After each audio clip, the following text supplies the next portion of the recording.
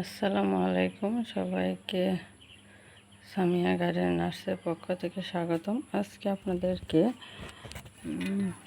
যে জিনিসটা দেখাচ্ছি সেটা হলো আমাদের এলাকাটা কিন্তু ময়মনসিংহের উত্তর অঞ্চলে, এটা গারো পাহাড় নামে গারো এলাকা বলে অনেকে চিনে। এখানে গারোদের অনেক বসবাস।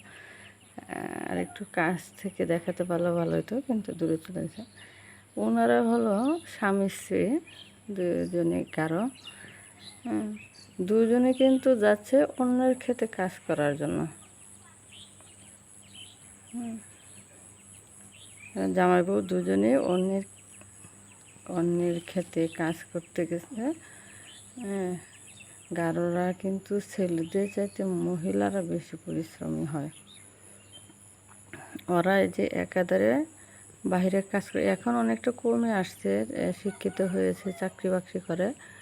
কিন্তু আমরা যখন ছোট ছিলাম তখন দেখতাম আমাদের এখানে সবসময় গারোরাই কাজ করতো, কারণ গারোরা ওদের শরীরটা শক্তি একটু বেশি, ফাঁকিও কম দেয়।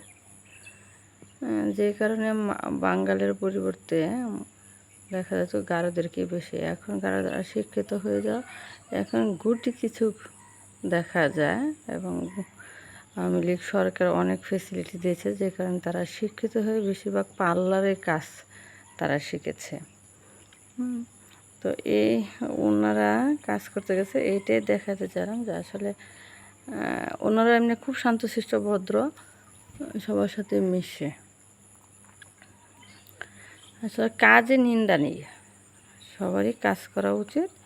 কাজ করলে টাকা আসলে সবারই মন ভালো থাকে, শরীর ভালো থাকে।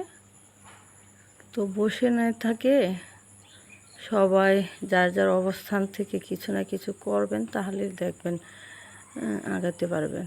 ধন্যবাদ সবাইকে। আমাদের ভিডিওগুলো যদি ভালো লেগে থাকে অবশ্যই লাইভ আইটি সলিউশন ইউটিউব চ্যানেলকে সাবস্ক্রাইব করে বেল বাটন ক্লিক করে দেবেন।